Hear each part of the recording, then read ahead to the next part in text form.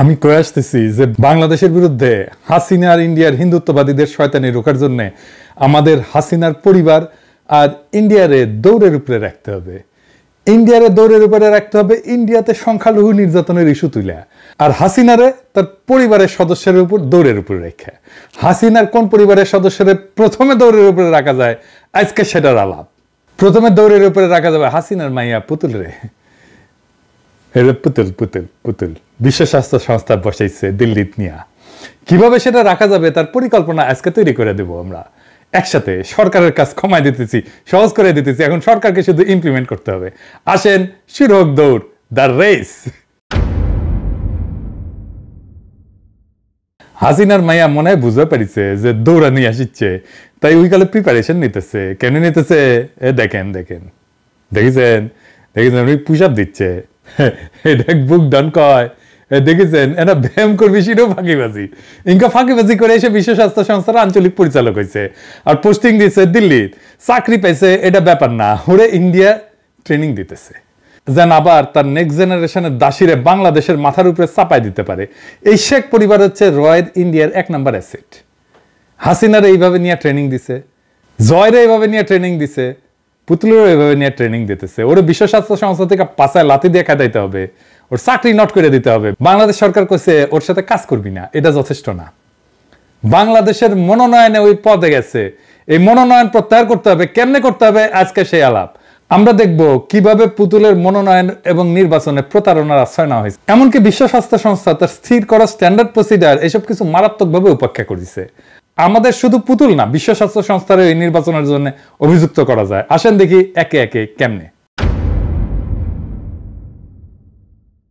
পুতুল নির্বাচিত হওয়ার আগে আমি একটা ভিডিও করেছিলাম, আপনাদের মনে আছে নিশ্চয়ই, যে এটা আপনারা দেখে নিতে পারেন।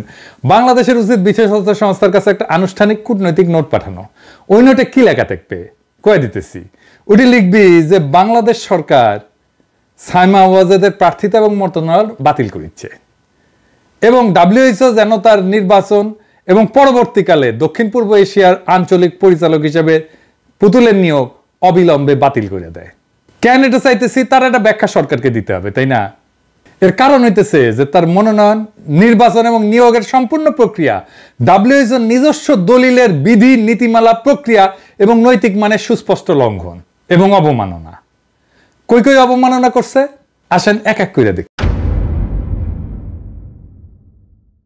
3টা সুনির্দিষ্ট জায়গায় অবমাননা করছে। সেই 3টা ডকুমেন্ট হইতেছে note by the legal council for the nomination and appointment of regional directors. এইটারে কয় process for the election of regional directors. 2 নম্বর হইতেছে consultation document on the nomination, election and appointment of the regional directors. এবং 3 নম্বর হইতেছে resolution of the WHO regional committee for south east Asia, process for the nomination of regional director. WHO এর article 52 অনুচ্ছেদ অনুযায়ী আঞ্চলিক পরিচালকরা নির্বাহী board, executive board কর্তৃক regional কমিটির সম্মতিতে নিয়োগপ্রাপ্ত হন। কিভাবে? সংশ্লিষ্ট রিজনাল কমিটির কার্যবিধির প্রাসঙ্গিক বিধান এবং আঞ্চলিক কমিটির প্রাসঙ্গিক প্রস্তাব এবং সিদ্ধান্ত দিয়া। তাইলে পুতুলের নিয়োগের ব্যাপারে রিজনাল কমিটির সাথে নির্বাহী বোর্ডের কোন কোন গ্রাউন্ডে কি এগ্রিমেন্ট হয়েছিল বিশ্ব স্বাস্থ্য সংস্থাকে তা ক্লারিফাই করতে হবে। আরো পরিষ্কার করতে হবে যে পুতুলের এই নির্বাচনের প্রসেসটা, রুলস অফ প্রসিডিউর এবং রিলেভেন্ট রেজুলেশন এবং ডিসিশন কিভাবে মানা হয়েছিল। বিশ্ব স্বাস্থ্য সংস্থা চলে এর সদস্য রাষ্ট্রগুলার জনগণের ট্যাক্সের টাকা থেকে, চান্দার টাকায়। অতএব বাংলাদেশে বিপ্লবী জনতার এবং দক্ষিণ পূর্ব এশিয়ার 11টা দেশের জনগণের এইগুলা জানার পূর্ণ গণতান্ত্রিক অধিকার রয়েছে। আমরা দরকার হলে বাকি 10টা দেশকে বলবো, বাকি 10টা দেশের জনগণকে বলবো তাদের মাথার উপরে কিভাবে এই একটা আজদহরে বসায় রাখছে। এখানেই শেষ না, এই যে নথিগুলোর কথা বললাম তা কিন্তু মাঝে মাঝে পর্যালোচনা করা হয় যেন এই নিয়োগ প্রক্রিয়া আরো স্বচ্ছ হয়, জবাবদিহিতামূলক হয়।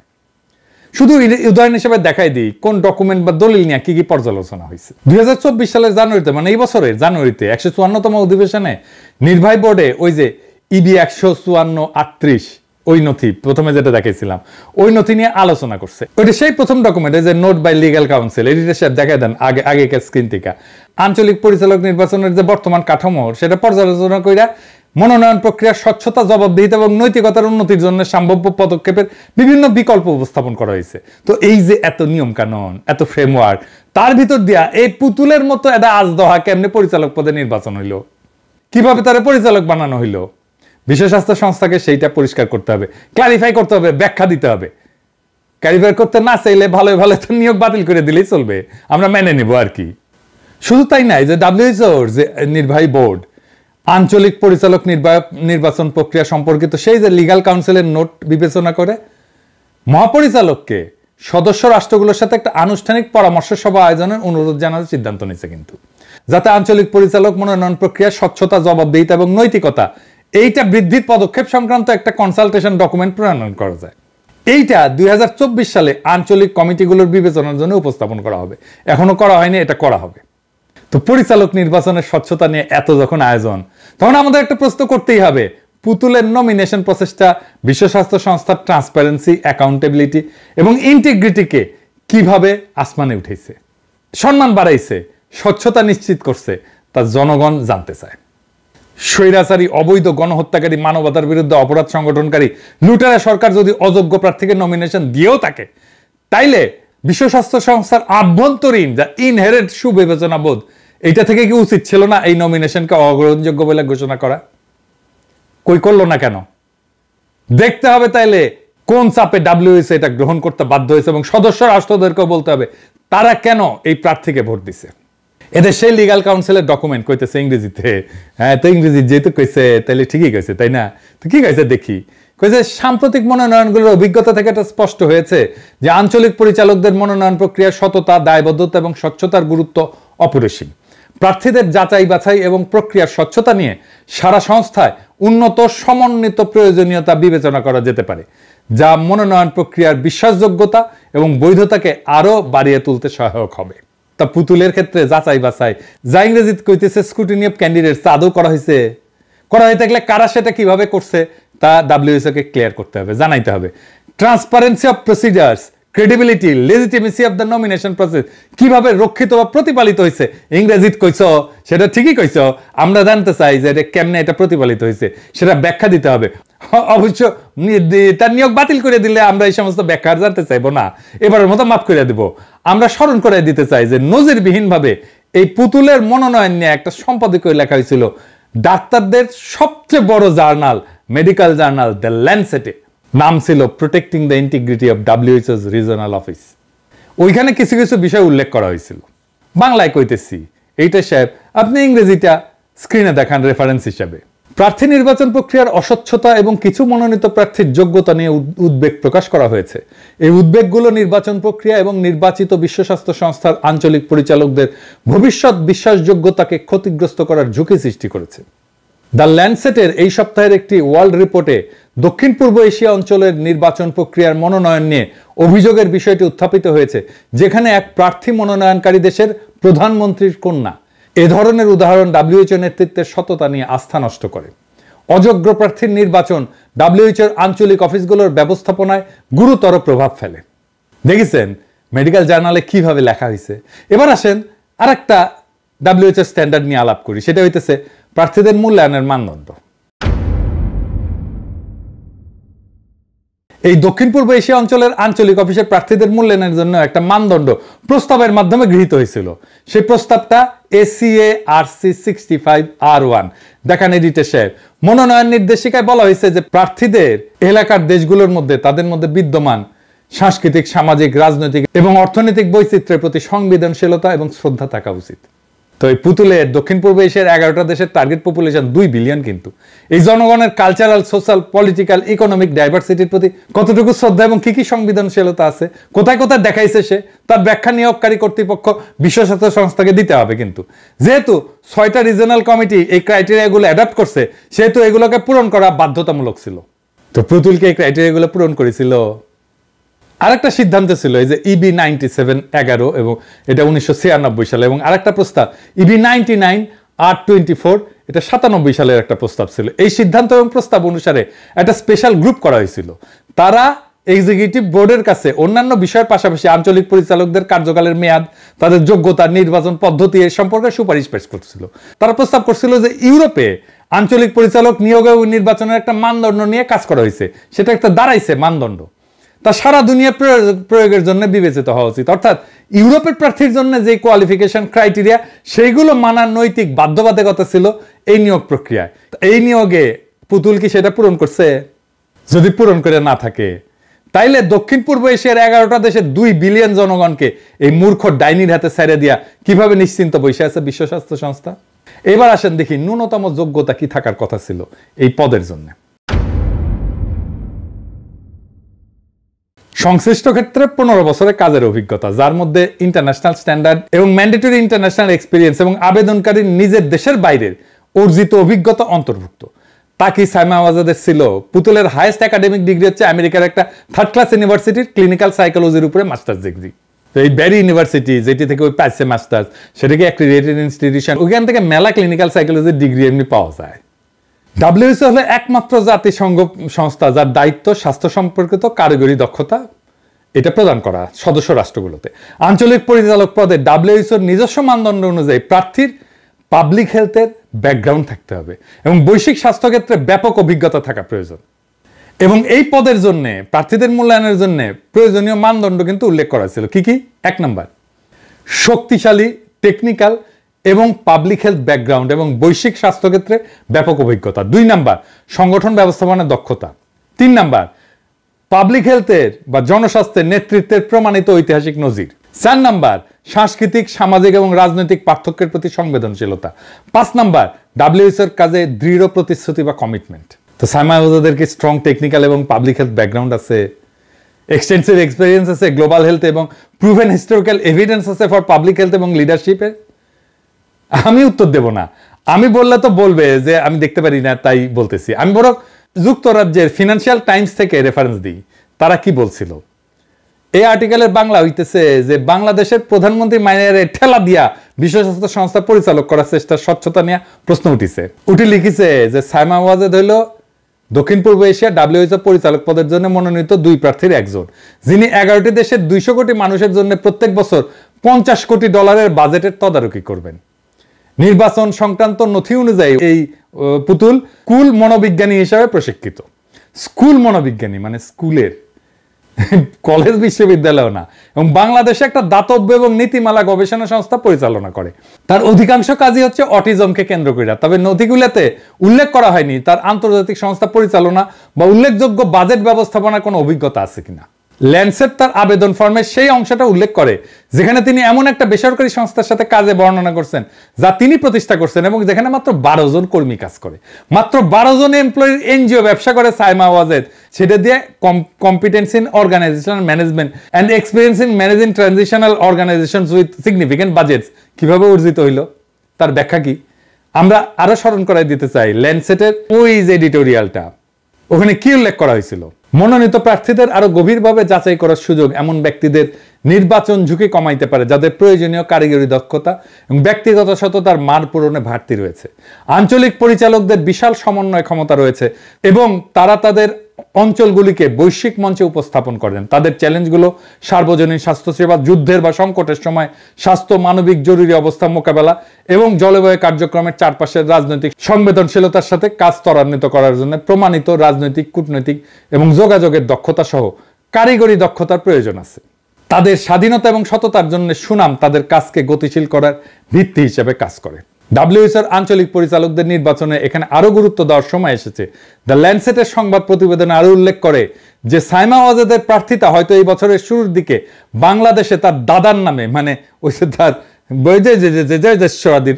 বডিগার্ড ওর নামে প্রতিষ্ঠিত একটা বিশ্ববিদ্যালয় থেকে প্রাপ্ত একটি সম্মানসূচক ডিগ্রির উপর ভিত্তি করে উত্থাপিত হয়েছে।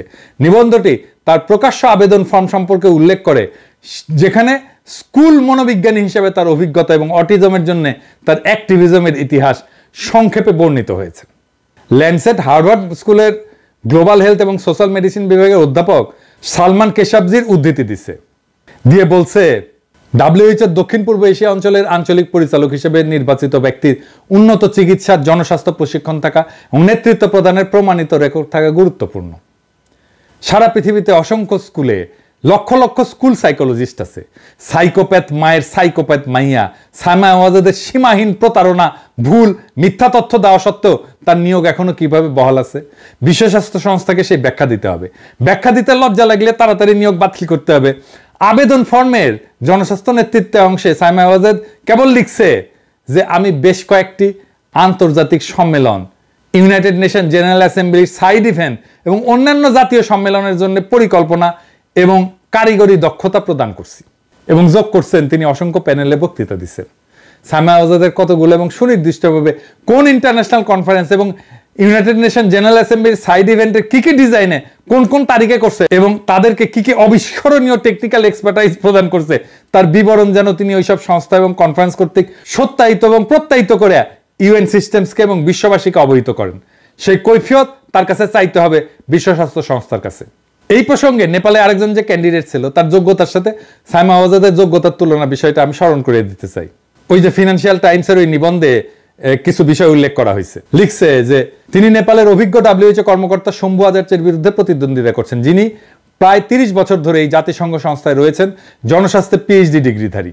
বিশ্ব স্বাস্থ্য সংস্থা কিন্তু প্রার্থীদের মূল্যায়ন করতে অনুসন্ধান এবং মূল্যায়ন কমিটি করতে পারতো বিধি অনুযায়ী, সেটা করে নাই। আসেন সেইটা আমরা একটু দেখি।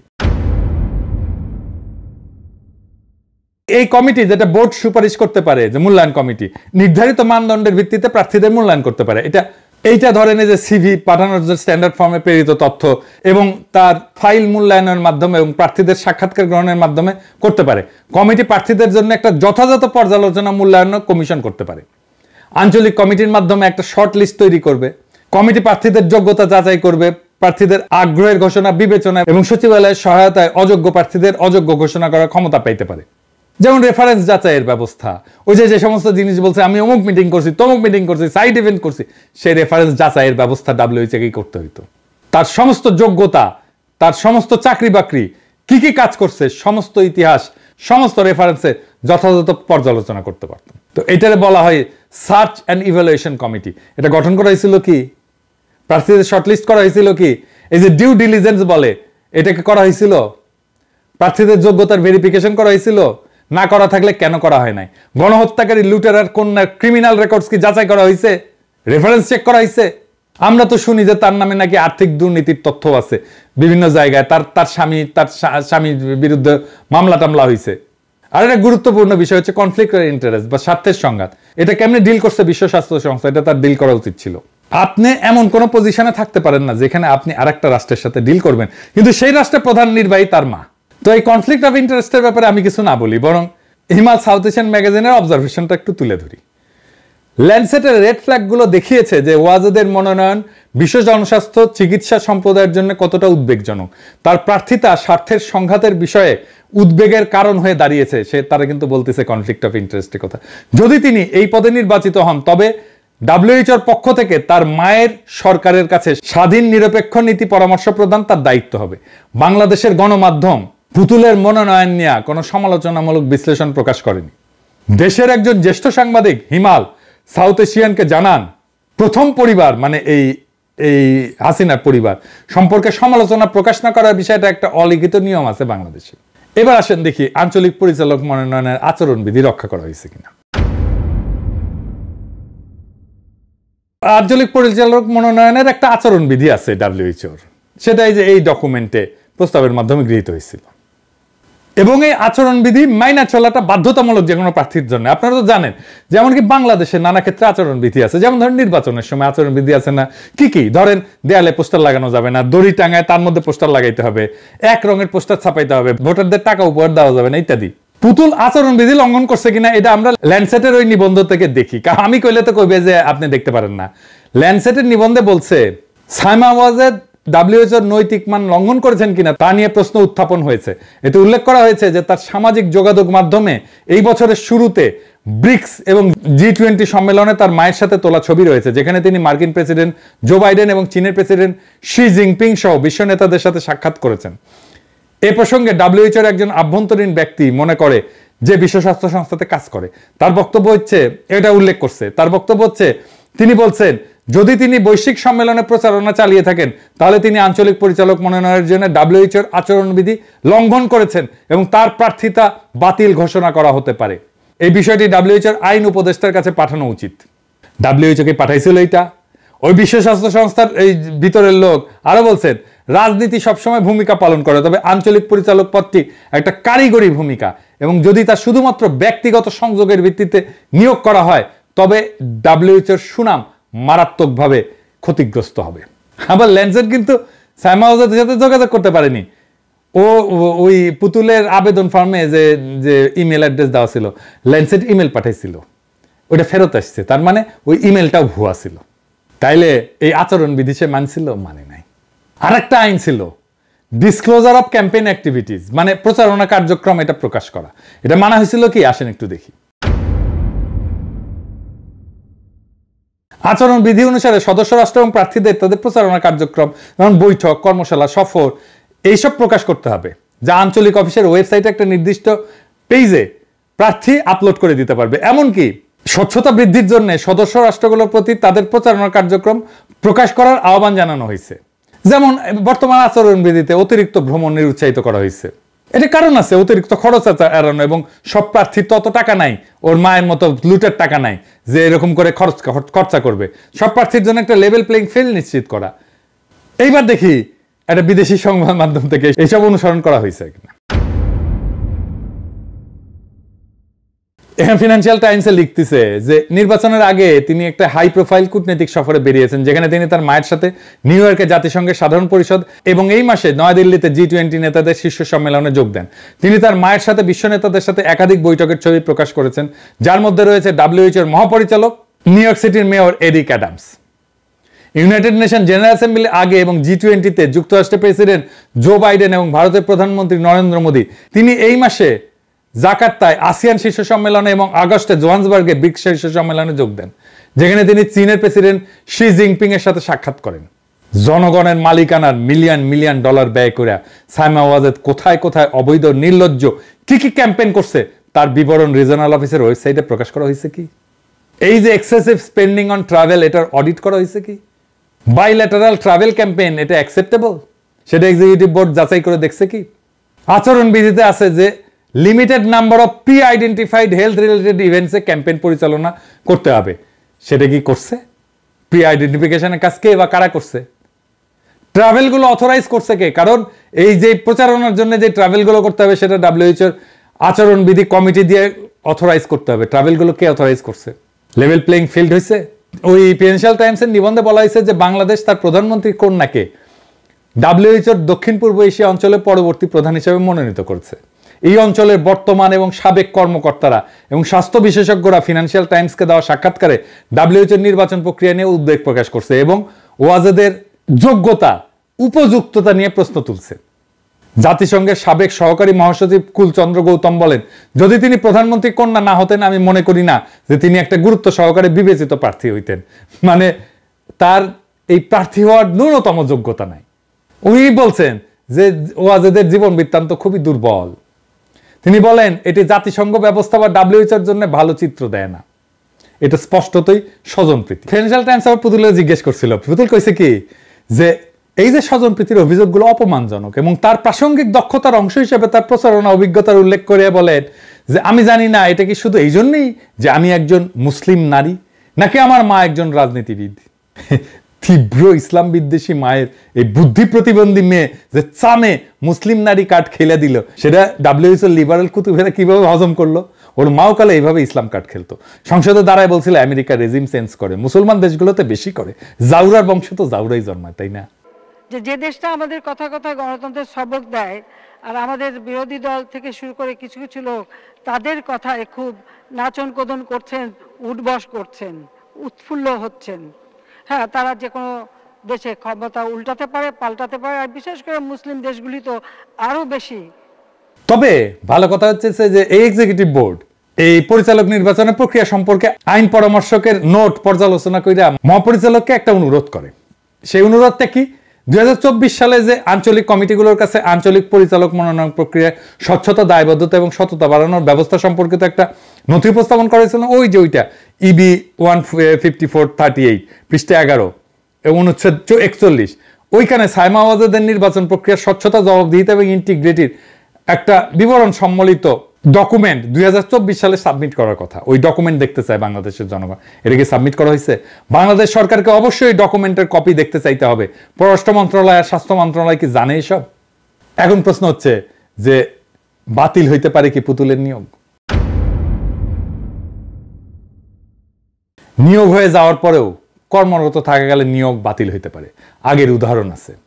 2023 সালে মাত্র 1 বছর আগে মার্চ মাসে ডাব্লিউএইচওর পশ্চিম প্রশান্ত মহাসাগরীয় অঞ্চলের আঞ্চলিক পরিচালক তাকেশি কাসাইয়ের নিয়োগ বাতিলের সিদ্ধান্ত নিছে ডাব্লিউএইচও। তাকেশি কাসাই ক্ষমতার অপব্যবহার করছিল পদে বসে। এইটা প্রমাণিত হওয়ার পরে তার নিয়োগ বাতিল হয়। সাইমা ওয়াজেদ আর একজন রিজিওনাল ডাইরেক্টর তাকেশি কাসাইয়ের মতো। তার নিয়োগ যদি বাতিল হইতে পারে, কেন পুতুলের নিয়োগ বাতিল হবে না?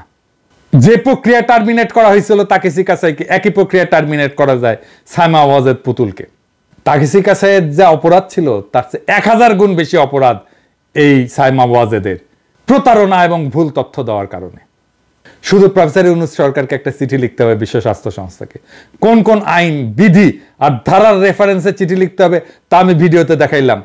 আমি 13 পৃষ্ঠার একটা ডকুমেন্ট আজকে এই স্বাস্থ্য উপদেষ্টাকে পুরা ডকুমেন্ট টাইপ কইরা আইনি ডকুমেন্ট তৈরি কইরা পাঠাইছি ইমেলে। আজকেই ওনাদেরকে ব্যবস্থা নিতে হবে। ভলিবলে দেখেছেন না, এই যে চাপ মারে, যে সে চাপ মারার আগে একজন বল রেডি কইরা দেয় নেটের উপরে, হ্যাঁ, আর যে চাপ মারে সাটায় দেয় মাইরা আর কি। আমি কলে বল রেডি কইরা দিছি, এখন মারেন সাটায়।